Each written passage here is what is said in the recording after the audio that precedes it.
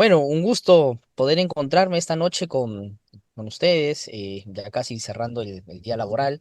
Mi nombre es Alejandro Navarrete, para quienes no me conocen, y hoy día vamos a hablar sobre un tema que viene generando controversia en realidad, eh, o que mejor dicho, ha vuelto a la palestra, ¿no? Porque controversia es una controversia o discusión que se presenta ya desde hace algunos años, ¿no? Solamente que en determinado momento se entendió que la tendencia jurisprudencial pacífica nos daba alguna impresión de predictibilidad que hoy por hoy tiene ciertos riesgos, ¿no?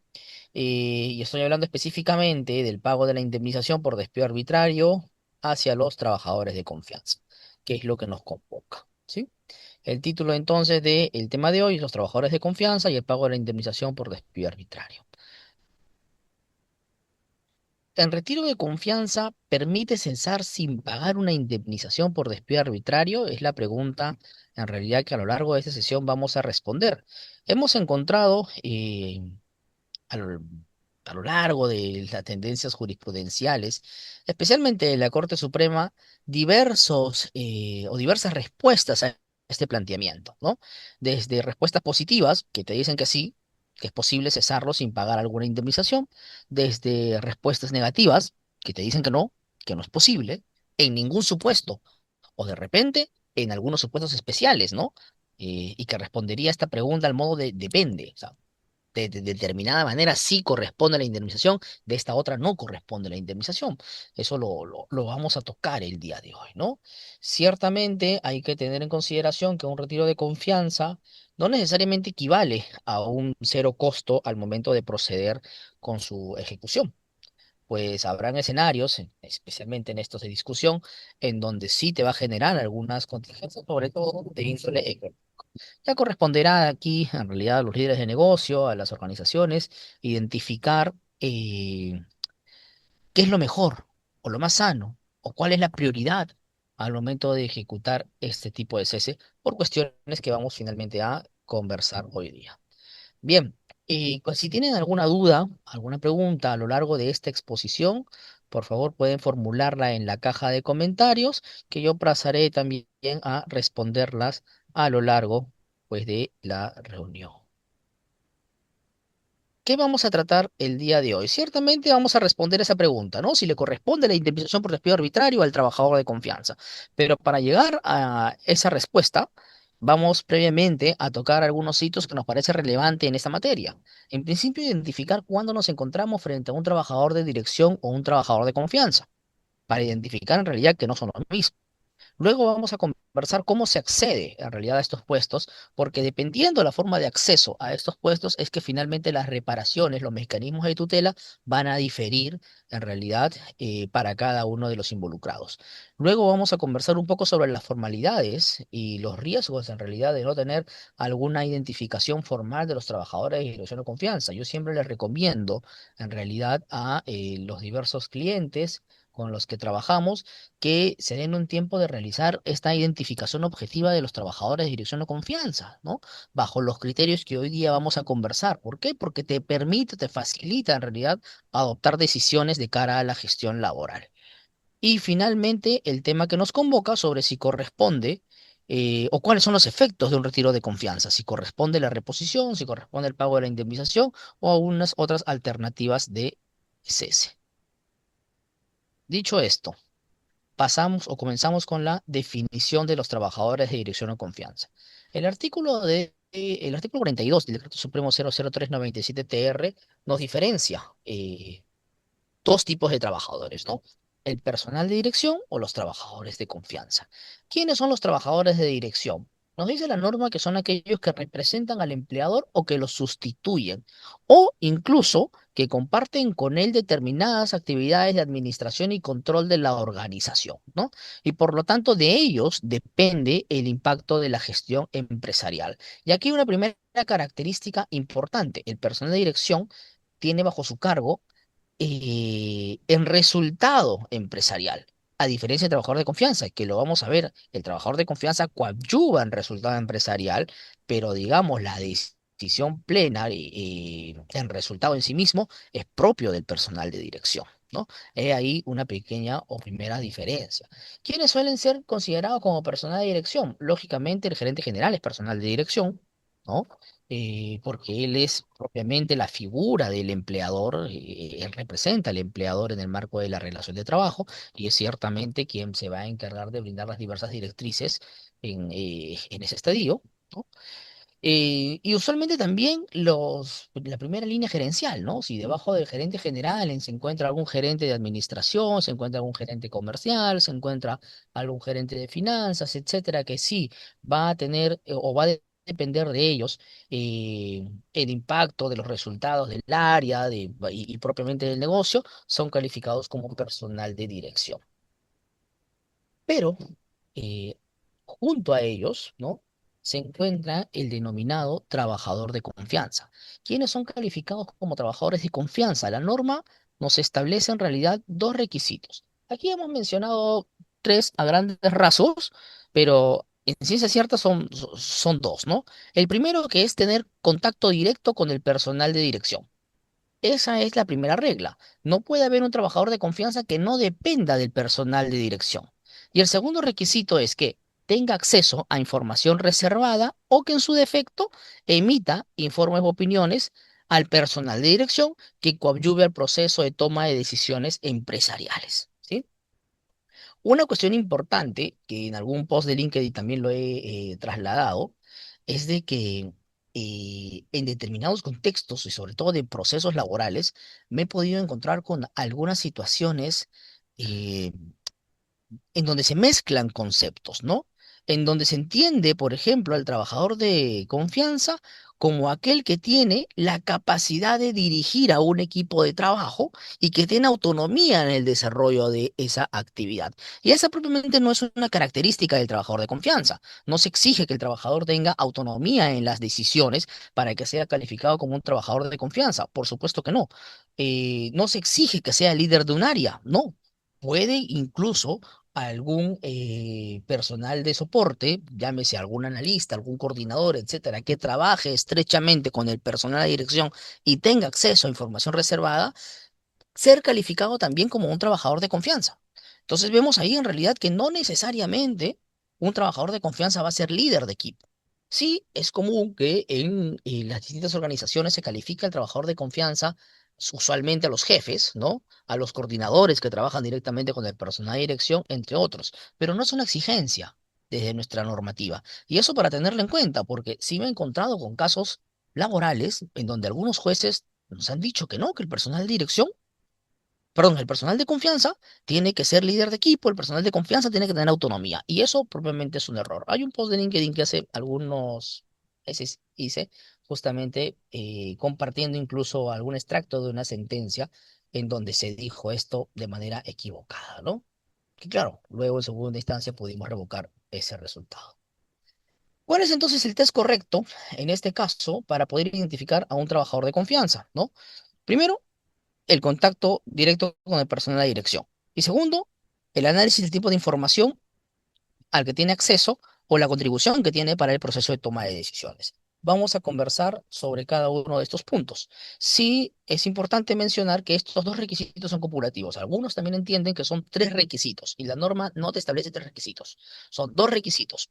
Necesariamente tienen que presentarse de manera conjunta. Trabajar directamente con el personal de dirección o tener información reservada o, en su defecto, que sus informes sean o contribuyan a la toma de decisiones empresariales sociales. Y la Casación Laboral 54-53-2013 de la Libertad nos aclara precisamente eso. Respecto a la primera característica de tener acceso, perdón, de trabajar directamente con el empleador personal de dirección, la norma precisamente, o la regla que estableció en este caso la Corte Suprema en la citada casación, es de que esta debe de ser, está referida a la jerarquía inmediata que tiene el trabajador de confianza respecto al empleador o su representante. Se los decía, no es posible que un trabajador de confianza dependa de un no confianza o dependa de otro trabajador de confianza. También ha pasado en algunas organizaciones donde primero califico al gerente como personal de dirección, al jefe como personal de confianza y debajo de él a un coordinador como personal de confianza. Un momentito, eso no es posible. La norma, y precisamente lo ha aclarado aquí la jurisprudencia, exige, La inmediatez entre el personal de confianza y el personal de dirección. Si dentro de esa línea jerárquica hay un personal que no es de dirección, entonces este no puede ser calificado como uno de confianza. Entonces un personal de confianza nunca va a depender de otro trabajador de confianza, ¿sí? Y la segunda característica puede ser vista, como se los comentaba, desde dos extremos. Primero, que tenga acceso a información de carácter reservado. Y aquí viene la pregunta que nos hacemos. ¿Qué entendemos por información reservada? ¿No?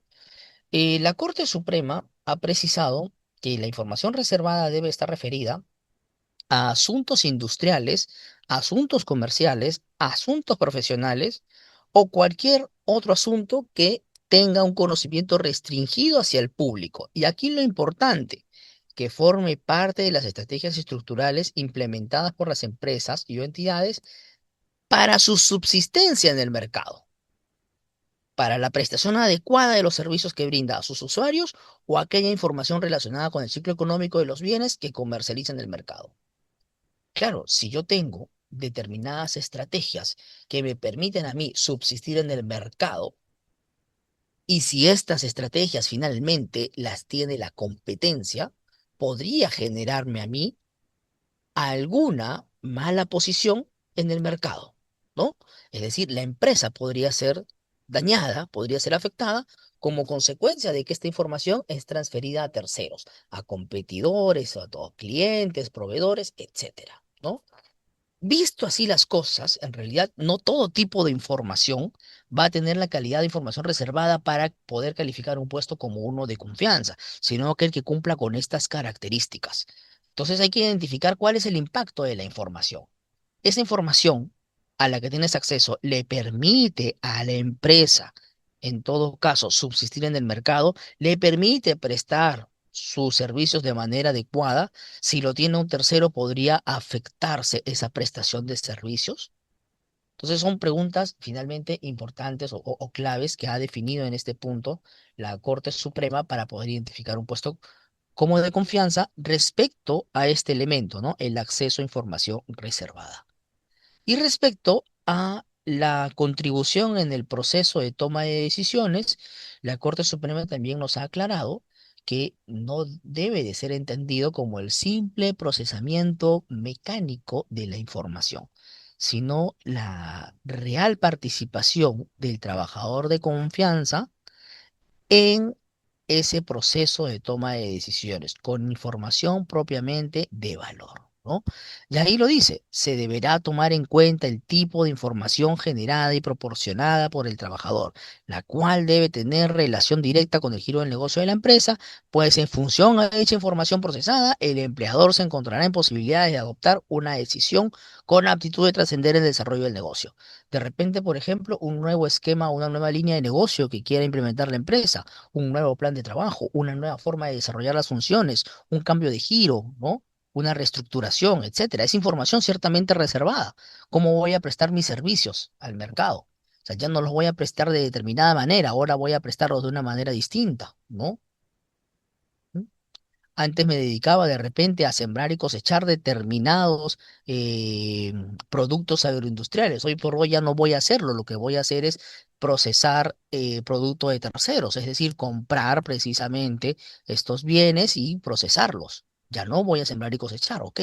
Es un cambio en la metodología de trabajo. Si un trabajador contribuyó formalizando o estableciendo esa nueva metodología de trabajo, puede ser calificado como un trabajador de confianza porque le permite a la empresa, ¿qué cosa? Subsistir en el mercado, contribuye en la forma de desarrollar su giro del negocio y en función de esta información a las decisiones que puedan adoptar sobre el negocio, ¿no? Entonces, es importante identificar estos puntos para poder saber cuándo estamos en un trabajador de confianza.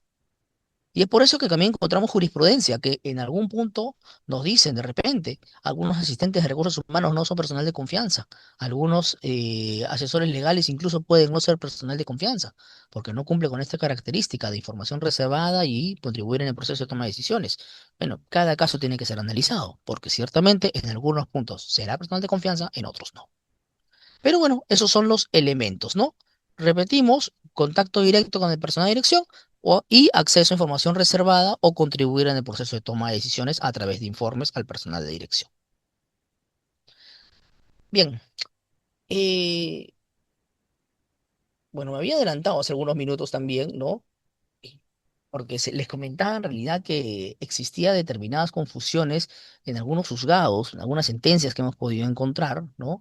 En donde se confunden en realidad las definiciones de trabajador de dirección y de confianza, ¿no?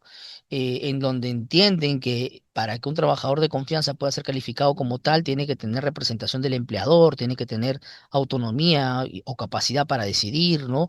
Tiene que tener tanta autonomía que no debería de tener funciones regladas, ¿no? Y eso no es así. O sea, eso no es así. Esos no son características del trabajador de confianza.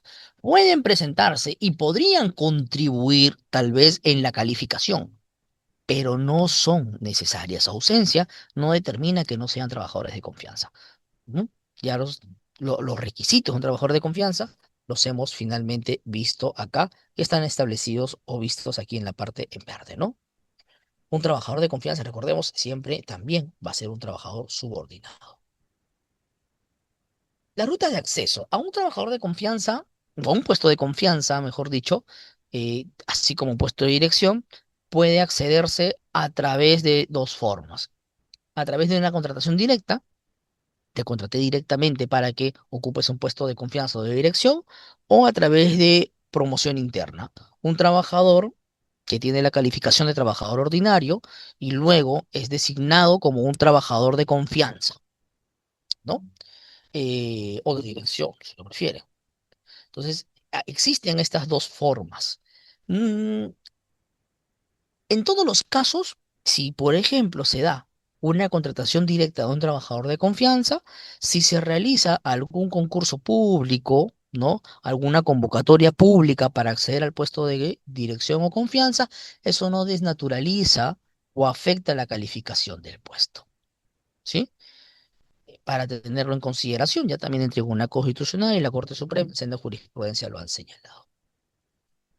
¿Qué formalidades tienen que cumplirse para poder calificar a un puesto como de confianza?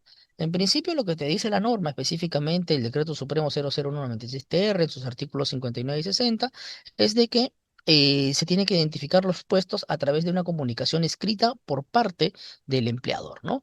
Una vez que el empleador identifica que un puesto cumple con las características de dirección o de confianza, debe de comunicarlo por escrito. Y en ese punto también identificar en las boletas de pago y en la planilla electrónica, en la PLAME propiamente, que se tratan de trabajadores de confianza o de dirección. Eso se puede establecer como una situación especial en el T-registro, por si acaso. Pero ciertamente no cumplir con este proceso de identificación, es decir, no comunicarlo por escrito, no consignarlo en las boletas, no consignarlo en la planilla, no, si es que el empleador ante cualquier controversia puede acreditar que se cumplió con las características propias de cada uno de los puestos de dirección o confianza. Si el empleador puede acreditar que se cumple con esas características, por más de que no haya cumplido con la calificación formal, entonces, digamos, va a poder estar listo ante cualquier controversia. ¿Cuál es la recomendación en este punto? Siempre calificarlo. O sea, hay que hacer una calificación. ¿Por qué? Porque de alguna manera se genera un mecanismo de facilitación probatoria. Es más fácil probar la calificación del puesto o la concurrencia de los requisitos cuando he hecho una calificación objetiva y he cumplido pues con este procedimiento que te establece el artículo 59 del Decreto Supremo 009-TR. Pero si no lo cumplí, en realidad eh, la carga de la prueba va a generar efectos importantes en el empleador y este va a tener que ejecutar mayores esfuerzos para poder acreditar en algún proceso judicial o administrativo la calificación de un puesto de confianza, ¿no? Por eso que decimos que, se corrió esto, la omisión formal no elimina la condición de confianza o dirección si las funciones lo acreditan, pero puede ciertamente debilitar la defensa. El periodo de prueba de un trabajador de confianza es de 6 meses si es que así es pactado en el contrato o en alguna adenda a este, ¿no? Y en el caso de los trabajadores de dirección se puede ampliar el periodo de prueba hasta 12 meses. No se considera el periodo de prueba por defecto, es decir, no es que si mi contrato o la adenda no dice absolutamente nada, se va a aplicar automáticamente los 6 y 12 meses. No, debe constar por escrito en realidad la ampliación del periodo de prueba. ¿Por qué es importante identificar para este tema el periodo de prueba? Porque ciertamente las discusiones sobre si corresponde el pago de una indemnización por despido arbitrario van a tener que, valga la redundancia, ser discutidas, analizadas, ¿no? Cuando se supera el periodo de prueba. O sea, solo recordemos que solo superando el periodo de prueba, el trabajador tiene derecho o protección frente al despido arbitrario. Muy bien, entonces, hecho este preámbulo, vamos en realidad a el tema de fondo, ¿no?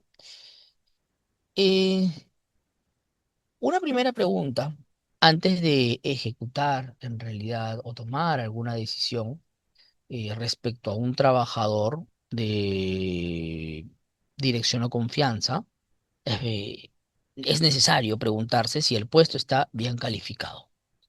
Si lógicamente el puesto no está bien calificado y yo quiero proceder a un retiro de confianza, en ese supuesto hay un alto riesgo de que se considere la concurrencia de un despido incausado o un despido arbitrario. Y un trabajador, ¿no?, mal calificado como de confianza podría pedir su indemnización por despido arbitrario o su reposición. Pero si el puesto está bien calificado, hay que hacerse una siguiente pregunta.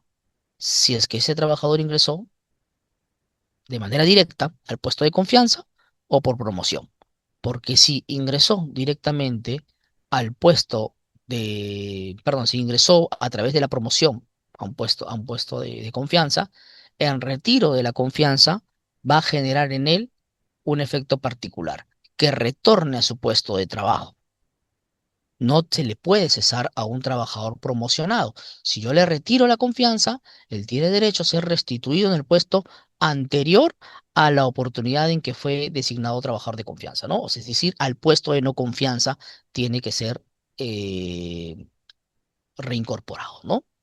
Entonces tenemos un trabajador que ingresó, vamos a poner de repente a asistente administrativo, ascendió hacia analista y llegó a ser finalmente jefe, ¿no?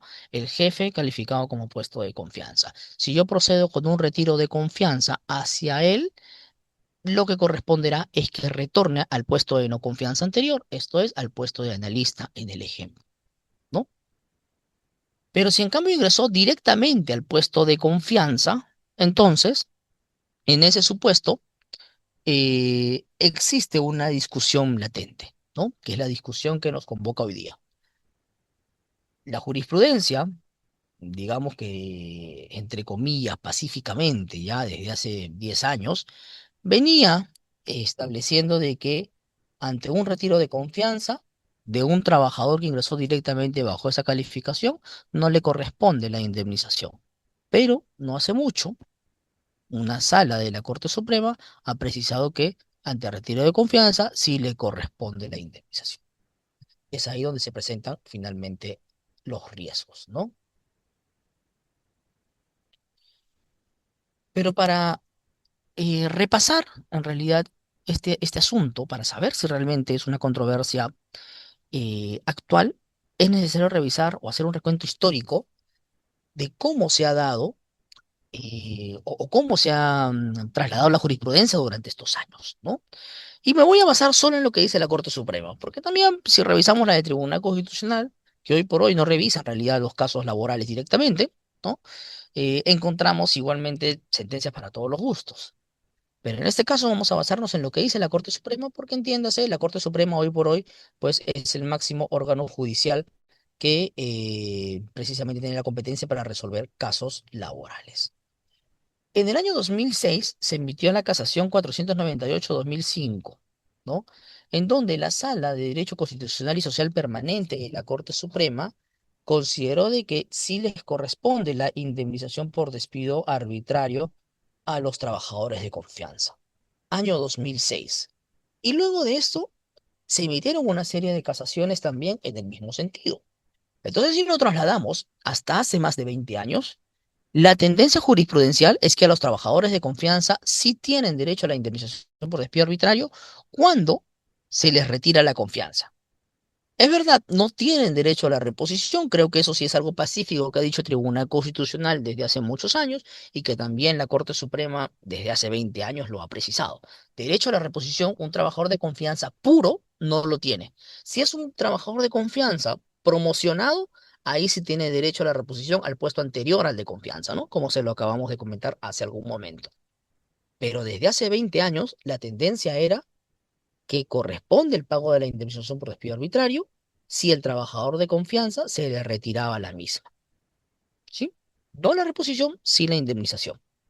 Con el paso del tiempo, en el año 2016, la segunda Sala de Derecho Constitucional y Social Transitoria de la Corte Suprema emitió la casación 18.450-2015, en donde consideró que no correspondía la indemnización por despido arbitrario, ¿no? Esa sentencia fue emitida específicamente el 23 de agosto del año 2016, ¿no? Entonces, ahí parecía cambiar finalmente el asunto. Agosto 2016, la Corte Suprema decía que no le corresponde la indemnización por despido arbitrario a los trabajadores de confianza ante el retiro de esta.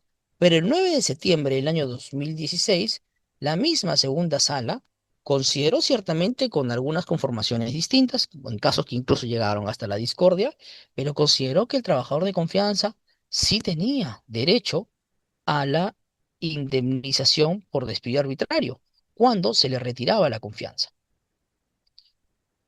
Posteriormente, ya en el mes de diciembre de 2017, se publicó en el peruano la Casación Laboral 18.482-2015, en donde nuevamente ratificaban que sí correspondía la indemnización por despido arbitrario. Entonces vemos ahí, en realidad, una situación bastante particular, ¿no? Como en un principio, hace 20 años, año 2006, la jurisprudencia decía que no le correspondía la indemnización, perdón, que sí le correspondía la indemnización por despido arbitrario, año 2016 que no le correspondía, y en el mismo año 16, 17 que sí le corresponde la indemnización. Mientras que en el año 2018 se emitió el séptimo Pleno Jurisdiccional Supremo en materia laboral, en donde, entre comillas, se zanjó esta situación, ¿no? Considerando de que no correspondía la indemnización por despido arbitrario a los trabajadores de dirección y confianza. ¿Cuándo se les retiraba la confianza? Recordemos, siempre estamos en el supuesto de retiro de confianza, ¿no? Para no estarlo repitiendo, ese es el supuesto. ¿Cuándo se les retira la confianza? Eh, Estos, en realidad, desde el año 2018 fue una línea jurisprudencial que, al ser en realidad la segunda sala de Derecho Constitucional y Social Transitoria de la Corte Suprema, la que ha tenido competencia para resolver todos los casos laborales, ¿no? Desde aquella oportunidad, mantuvo pues una línea consolidada. Después del séptimo pleno han habido diversas sentencias casatorias que también han ratificado que a un trabajador de confianza no le corresponde la indemnización por despido arbitrario. Y hasta el año 2025, ciertamente en el año 2024, hubo ya algunos visos de que esta tendencia podría cambiar, porque algunos de los jueces en la casación laboral 11.991-2021 emitió pues un voto en discordia precisando que sí correspondía la indemnización por despido arbitrario.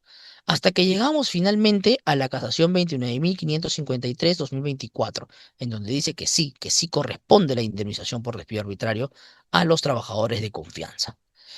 Esta sentencia es emitida en realidad por la cuarta sala de Derecho Constitucional y Social Transitoria de la Corte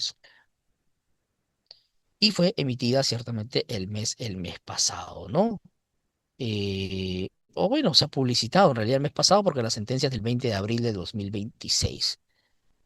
Así que ahí vemos en realidad cómo ha sido este recuento histórico, cómo ha avanzado la jurisprudencia, cómo se ha movido la jurisprudencia a lo largo de estos años. Hemos hecho una revisión de las sentencias, hay muchas sentencias más ciertamente, pero hemos aquí traído las más resaltantes, sobre todo donde se han presentado estos puntos de inflexión, para demostrar en realidad que desde hace 20 años es una cuestión que se encuentra en discusión, es un aspecto que se encuentra en discusión.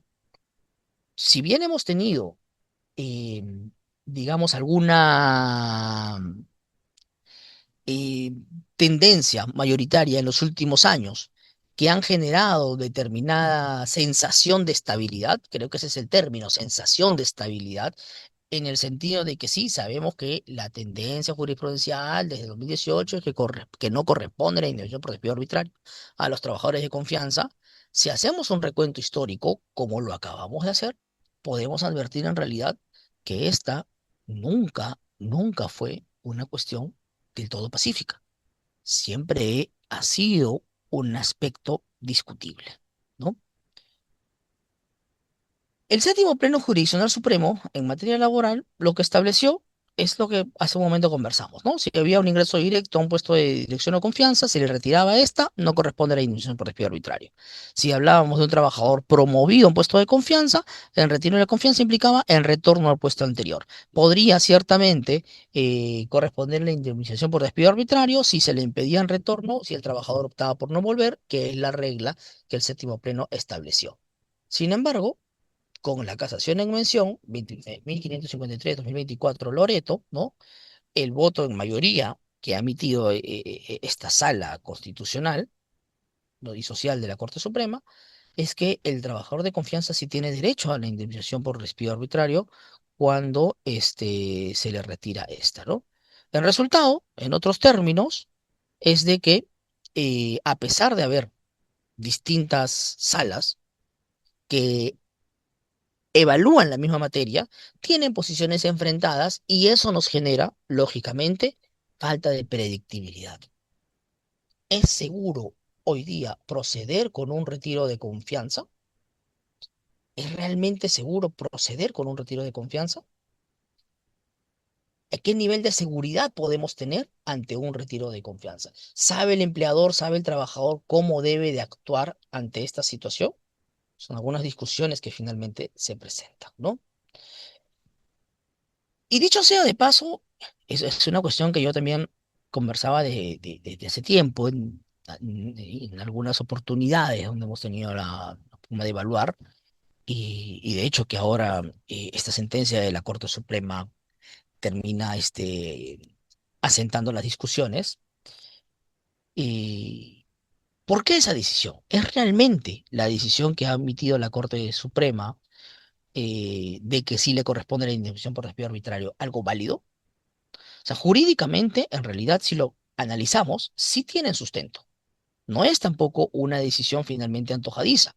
Y por eso es que digo que al final este aspecto siempre fue algo discutido, porque había fundamentos jurídicos relevantes, ¿no? Relevantes, bastante relevantes, para decir que la posición del séptimo pleno de la Corte Suprema podría no ser necesariamente jurídicamente correcto. Que valga decir, no hay norma tampoco que te diga que un trabajador de confianza no tenga derecho a la indemnización por despido arbitrario. Es mera y pura creación jurisprudencial. Y ahí viene la primera cuestión. El alcance del Pleno no neutralizaba en realidad toda la controversia porque el Pleno no era vinculante. El Pleno no es vinculante en primer término. En segundo lugar, porque el artículo 27 de la Constitución, que te establece que todo trabajador tiene derecho a una protección frente al despido arbitrario, no te excluye a los trabajadores de confianza. Te dice que todo trabajador tiene derecho a la protección frente al despido arbitrario.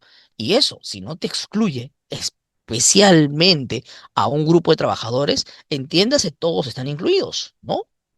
El artículo 16 de la Ley de Productividad no lista en realidad al retiro de confianza como una causa justa de cese. Entonces, no hay en nuestra legislación una disposición específica que te identifique como causa de cese al retiro de confianza. ¿Cuáles son las causas de cese que te enumera la ley? Renuncia, mutuo disenso, despido, jubilación obligatoria y automática, etcétera, ¿no? Pero no te enumera ahí el retiro de confianza. Y por último, la protección especial que te establece, claro, el artículo 10, el artículo 22, que generan una protección o te establece que todo trabajador tiene protección frente al despido arbitrario cuando supera el periodo de prueba, siempre que ciertamente labore cuando menos 4 horas diarias en promedio, ¿no? O sea, se excluyen los part-time de alguna manera. Eh, entonces, en ese supuesto, tampoco se excluyó aquí a los trabajadores de confianza, ¿no? Entonces, ahí vemos en realidad que, que las bases por las que la Corte Suprema, en esta casación 29.553-2024 ha emitido esta decisión de que sí corresponde la indemnización por despido arbitrario a los trabajadores de confianza, tiene bases jurídicas sólidas. ¿Cuál es el fundamento del séptimo pleno jurisdiccional supremo para decir que no corresponde la indemnización por despido arbitrario? El fundamento principalmente es la subjetividad, que el empleador traslada la confianza al trabajador, ¿no? Y como tal debe de depender de esta confianza su estabilidad en el empleo. Pero jurídicamente esa afirmación no tiene una base sólida. Y por eso es que esto se veía de alguna manera venir. Vuelvo a este cuadro, ¿no? A este recuento histórico. O sea, esta decisión de la Corte Suprema es algo que se veía venir, eh, porque ciertamente, si bien hemos tenido desde 2018 a 2025 una línea jurisprudencial aparentemente pacífica, el recuento histórico que hacemos, ¿no? Desde hace 20 años a la fecha, nos demuestra en realidad que han habido idas y vueltas en este asunto y que sí, en determinado momento se podría repensar esta situación. Por eso es que aun cuando se emitió este séptimo pleno jurisdiccional supremo, nuestra recomendación siempre ha sido, en lo posible, que se evalúe una negociación con un trabajador de confianza o dirección cuando se quiera finalmente cesar, porque igualmente te genera hoy por hoy determinado riesgo. No es un tema seguro proceder al retiro de confianza, ¿no? Desde mi consideración, nunca lo fue. Y por eso es que algunas organizaciones, antes de proceder directamente al retiro de confianza o dirección, precisamente incentivan una negociación. Bien, continuamos avanzando. Entonces, eh, todo lo dicho influye en el proceso de toma de decisiones, ¿no? Miguel nos hace una pregunta. Buenas noches. Cuando retorna al puesto anterior, ¿cómo queda la remuneración? ¿Se le baja también? Sí, en ese caso se le baja por una adecuación al puesto. Ahí también tenemos jurisprudencia en ese sentido, ¿no? Y en eso, ese punto lo comparto plenamente, que sí tiene que ser adecuado en realidad al puesto de confianza. Bien, entonces, ¿en qué casos corresponde provisionar o pagar la indemnización por despido arbitrario, ¿no? Ya sabiendo que existe esta controversia, lo mejor en muchos de los casos es promover finalmente acuerdos para concluir las relaciones con los trabajadores de zona confianza, sabiendo que en retiro de confianza históricamente no ha tenido una base, digamos, sólida y o encontrado determinados riesgos como consecuencia de estos idas y vueltas que ha mantenido la jurisprudencia, ¿no? Eh, Primero, nuestra recomendación es hacernos la pregunta si el cargo era realmente de confianza. Si no era de confianza haciendo la evaluación, aplican las reglas ordinarias de despido, ¿no? No podría entonces aplicar un retiro de confianza. Si la respuesta es que sí, que el cargo sí era de confianza, vamos a preguntarnos en segundo término si el trabajador fue promovido. En caso haya sido promovido, cuando se le retira la confianza, corresponde que retorne al puesto anterior, adecuando sus circunstancias económicas y condiciones de trabajo al puesto anterior a que ocupe el puesto de confianza, ¿no? Al puesto de no confianza. Y si, claro, se impide o este opta por no volver, pagar la indemnización por despido arbitrario, que es lo que dice el séptimo pleno jurisdiccional supremo. Pero si ingresó directamente a un puesto de confianza, pues está la controversia, que si nos basamos en lo dicho por la Corte Suprema, la Cuarta Sala de Derecho Constitucional y Social de la Corte Suprema, en esta casación 29.553/2024 laboral, sí corresponde la indemnización. Si nos basamos en el séptimo pleno, no corresponderá la indemnización, teniendo entonces este margen de controversia. Ujú. ¿Cuál es entonces la recomendación específicamente en este punto? ¿No? Y desde nuestra perspectiva, ¿no? Es posible que se use retiro de confianza como medida de cese solo cuando tenemos en realidad la certeza de que un trabajador realmente está bien calificado como de confianza, ¿no? Y se tenga pues una provisión adecuada ante este riesgo, sabiendo que eventualmente los órganos jurisdiccionales podrían reconocer el pago de la indemnización por despido arbitrario. Un trabajador de confianza puro, recordemos, no tiene derecho a la reposición, podría, y es lo que se discute, tener un derecho a la indemnización por despido arbitrario, y entonces si se decide aplicar ese retiro de confianza, o pago la indemnización desde ya, o en todo caso, provisiono ese riesgo, ¿no? Pero antes de proceder a este retiro de confianza, nuestra recomendación es de eh, cerrar en realidad cualquier atisbo de contingencia, sabiendo la concurrencia de un costo previsible, a través de un convenio de mutuo disenso, ¿no? Antes entonces de aplicar un retiro de confianza, evalúen la posibilidad de aplicar un cese por retiro de confianza. Y esto sí, si corresponde o si hay la concurrencia de alguna falta grave, teniendo en consideración estos problemas o esta falta de predictibilidad de parte de la Corte Suprema, es conveniente, sí, aplicar el procedimiento de despido, así sea un trabajador de confianza o de dirección, en tanto tengamos, lógicamente, las pruebas de la comisión de la falta grave. Entonces, nuestra recomendación como estrategias de desvinculación ante un trabajador de zona confianza, precisamente son las que les trasladamos, ¿no? ¿Es imposible un retiro de confianza como causa de cese? No, lo pueden ejecutar, pero provisionen, sabiendo de que existe un riesgo finalmente de que un órgano jurisdiccional reconozca el pago de la indemnización por despido arbitrario. En caso, o antes de eso, sería mejor llegar a un acuerdo por mutuo disenso, con eso de repente ligero la contingencia y la carga económica, y si al final también ha concurrido una falta grave, iniciemos un procedimiento de despido. Es preferible, cuando concurre un procedimiento de despido, iniciar un procedimiento de despido antes que aplicar, por ejemplo, un retiro de confianza que en la jurisprudencia viene siendo discutido. Ujú. Entonces, algunas conclusiones, ¿no? Eh, el retiro de confianza en realidad nunca ha sido una causa confiable de cese. Cese creo que es una herramienta importante de negociación o última estrategia de salida con provisión de contingencias que va a ayudar a la gestión. Y por esa razón es importante calificar de manera efectiva los puestos de dirección o confianza de acuerdo a sus funciones, no solamente por su denominación, ¿no? Hay que distinguir también la forma en la que han accedido a ese puesto de confianza, si ingresaron de manera directa, si fueron por promoción, ¿no? O si existe alguna protección reforzada. Sobre este punto también me gustaría precisar algunas cuestiones. Ah, existe jurisprudencia no de la Corte Suprema, sino de algunas salas superiores que reconocen protecciones especiales a trabajadores de confianza que tienen una protección reforzada, como el caso de las trabajadoras gestantes o lactantes. En esos casos, así el puesto haya sido calificado como uno de confianza, algunas salas superiores han dispuesto su reposición al empleo o el pago de la indemnización por despido arbitrario. Entonces también es un punto a mirar. Cada vez que voy a aplicar un cese por retiro de confianza o voy a aplicar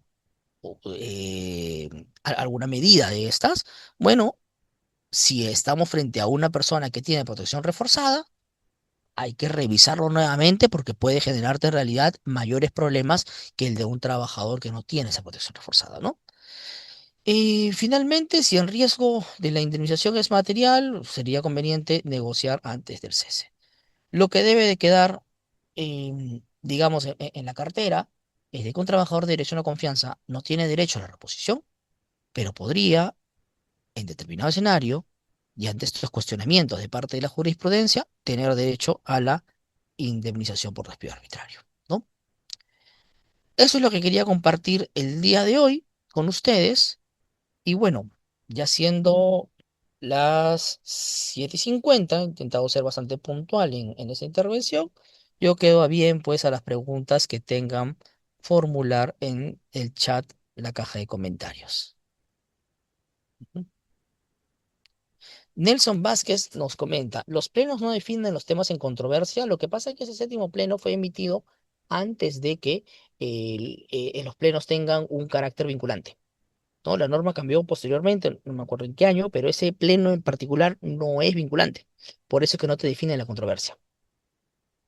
¿Mm?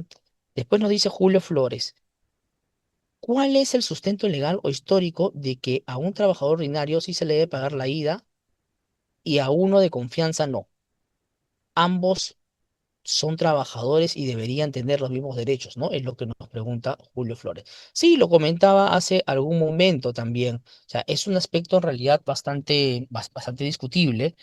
eh, en este caso de los trabajadores de confianza, tanto el Tribunal Constitucional como la Corte Suprema, cuando han negado en estos casos la indemnización por despido arbitrario, esas medidas de tutela, lo han hecho principalmente por el carácter subjetivo del puesto. Porque entiéndase que un trabajador de confianza y también un trabajador de dirección que pertenece en realidad a las altas esferas de una organización tiene acceso a información reservada, a información privilegiada. Y por lo tanto, si finalmente se mantiene en el empleo, podría generar algún tipo de inconsistencia dentro de la organización. Entonces, en ese punto, ciertamente el análisis que se ha practicado para negar algún tipo de tutela a los trabajadores de dirección de confianza ha sido finalmente un análisis de naturaleza subjetiva en función a esas características del puesto. Dicho eso, ¿no? Dicho eso, se entiende la negativa a la reposición y la negativa a la indemnización por despido arbitrario no sería más que un efecto para facilitar finalmente los mecanismos de salida, ¿no? Jonathan Sandoval nos pregunta, si le retiran la confianza a un trabajador, pero este en la práctica no es de confianza, ¿qué tipo de despido sería? Desde mi consideración sería incausado, ¿no? Un trabajador de no confianza a quien se le invoca un retiro de confianza, ¿no? No se le está imputando una causa objetiva vinculada con su capacidad o conducta y por lo tanto hace la realidad de este un despido incausado y podría ostentar su reposición. Ciertamente también podría pedir una indemnización por despido arbitrario porque podría calificar de la misma manera, ¿no? Un despido sin expresión de causa. Emerson Tupa nos pregunta, buenas noches, mientras se resuelve el proceso, ¿el trabajador de confianza despedido podría solicitar una medida cautelar de reposición? De concederse la empresa, estaría obligada a cumplirla aun cuando la calificación como trabajador de confianza se haya realizado correctamente desde el inicio. Bueno, si en realidad hay una calificación correcta de un trabajador de confianza, no tiene derecho a la reposición. Por lo tanto, así solicita una medida cautelar de reposición, jurídicamente esa pretensión es improcedente. Hay una imposibilidad jurídica ahí, ¿no? Y eso ya lo ha dicho el Tribunal Constitucional y la Corte Suprema. En ese punto sí me alineo y creo que es algo pacífico, ¿no? Un planillero, asistente social, puede ser trabajador de confianza. Hay que analizar los requisitos, porque en determinados escenarios podrían serlo, en otros no. Los requisitos son los que hemos comentado hace algún momento, ¿no? Contacto directo con el personal de dirección. Aquí lo vamos a poner. Ajá, ahí está. Contacto directo con el personal de dirección. Es acceso a información reservada o que contribuya a la toma de decisiones empresariales a través de sus informes. Si cumple con esos requisitos, un asistente social, un planillero pueden ser trabajadores de confianza. Créanme que hay jurisprudencia que a las secretarias de gerencia se les considera también como trabajador de confianza. Y si vamos más allá, hay en determinados escenarios se ha validado incluso que algunos choferes sean trabajadores de confianza, ¿no? ¿En qué escenario?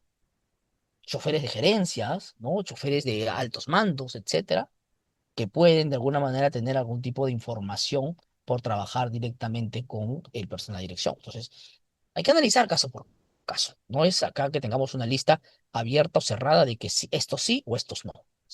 Los temas se analizan casuísticamente.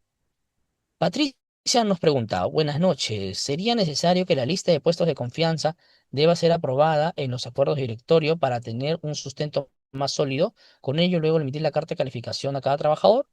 Podría ser, pero eh, te cuento cómo trabajamos nosotros este punto. En realidad, yo creo que al directorio se le podría trasladar la información simplemente para conocimiento, ¿no? Eh, pero sí creo yo que le corresponde a las áreas de recursos humanos hacer una calificación general de los puestos de dirección de confianza. Esta calificación tiene que hacerse a través de una matriz de evaluación en donde se valoren cada una de las características que hemos conversado muy puntualmente, ¿no? En esta sesión. Pero ciertamente tiene que hacerse ese tipo de valoración a efectos de verificar si han cumple con estos requisitos, ¿no? Y esto no importa de manera genérica en decir es trabajador de confianza porque tiene acceso a información reservada, ¿no? Hay que desmenuzar específicamente en la matriz por qué se considera como información reservada para efectos de la calificación del puesto. Si, por ejemplo, esta información es de carácter comercial, si ha contribuido a la posición en el mercado para la empresa, si facilita o es una estrategia de la forma en la que la empresa desarrolla su giro de negocio en el mercado, ¿no? Si cumple con esas características para ser calificado como uno de confianza. Luego, esta matriz te genera un resultado, si es de dirección o si es de confianza, ¿no? Y con eso podrías trasladárselo simplemente para conocimiento a el directorio, y con la aprobación finalmente del directorio, la gerencia general, remitir las comunicaciones. La norma no te exige que tengan que ser aprobados por el directorio, ¿no? Pero te exige que hagas una evaluación objetiva, por eso mi recomendación siempre es trabajar con una matriz de evaluación y luego de esto proceder con las comunicaciones a través de la carta y las identificaciones en planilla. Hay que tener en consideración también una circunstancia vinculada a los trabajadores de una confianza. Hoy día nos hemos centrado en la indemnización por despido arbitrario, pero su calificación es importante porque te ayuda finalmente a determinar cuál es la gestión respecto a estas personas. Un trabajador de dirección de confianza no tiene derecho a la reposición y te permite en realidad que ante procesos de desvinculación finalmente pueda adoptar estrategias especiales de negociación. Pero también hay que tener en cuenta cuáles son las particularidades legislativas que se generan para cada uno de estos puestos. Por ejemplo, el personal de dirección no se encuentra sujeto a la jornada máxima, no se encuentra sujeto a un control de asistencia, por lo tanto no tiene derecho a a que se le descuente, perdón, a que se le paguen horas extra, como que tampoco tiene derecho a que se le descuenten tardanzas, ¿no? O sea, no se le deben de contar tardanzas. A un trabajador de confianza, en cambio, puede ser un trabajador de confianza fiscalizado o no fiscalizado. Un trabajador de confianza fiscalizado que tiene que sí marcar su asistencia todos los días, si hace horas extras se le pagan sus horas extra, si llega tarde se le descuenta, si no asiste se le sanciona. Pero si es un trabajador de confianza que no está sujeto a la jornada máxima porque puedo calificarlo de esa manera por ser un trabajador de confianza y lo tengo que calificar específicamente de esa forma, ¿no? O sea, expresamente de esa forma, entonces lógicamente ahí no va a tener derecho a las horas extra y tampoco se le van a descontar tardanzas, las inasistencias no necesariamente van a ser sancionadas, entre otros, ¿no? Entonces, te ayuda finalmente a la gestión para saber cómo puedo aplicar eh, las diversas medidas laborales o de gestión laboral respecto a estos trabajadores, ¿no? Un trabajador de dirección, por ejemplo, no se puede afiliar a un sindicato. Un trabajador de confianza, en determinadas circunstancias, si el estatuto de un sindicato lo permite, podría afiliarse, si no, no. Entonces, eso o esas particularidades te permite finalmente identificar esa identificación, ¿no? ¿Qué más te permite a la gestión interna? Saber quiénes pueden ser representantes del empleador ante el Comité de Seguridad Nacional del Trabajo o representantes del empleador frente al Comité de Intervención frente al hostigamiento sexual. Te permite eso, ¿no? Entonces, por ello, sí mi recomendación es hacer una buena calificación de puestos a través de una matriz de valorización específica que te permita luego tomar estas decisiones a nivel de gestión. Nos hemos encontrado, sí, lastimosamente, con algunas organizaciones que dejan esta tarea de calificar adecuadamente sus puestos como una tarea subsidiaria, como una tarea secundaria, pero no necesariamente es así. Bueno, si tienen más preguntas, pueden dejarla en la caja de comentarios, siendo casi las 8 de la noche, aprovechando los últimos minutos de esta sesión.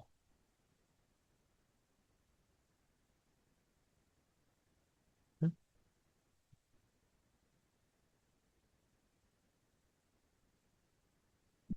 Bien, si no hay más preguntas, creo que estamos quedando a bien en esta reunión. Y nuevamente agradecerle la participación de cada uno de ustedes en esta sesión y esperemos poder encontrarnos en una siguiente oportunidad. Por supuesto que le vamos a hacer llegar el material a sus correos electrónicos y estén atentos a nuestras redes para las novedades que tendremos sobre nuestros próximos eventos. Muchas gracias. Hasta luego.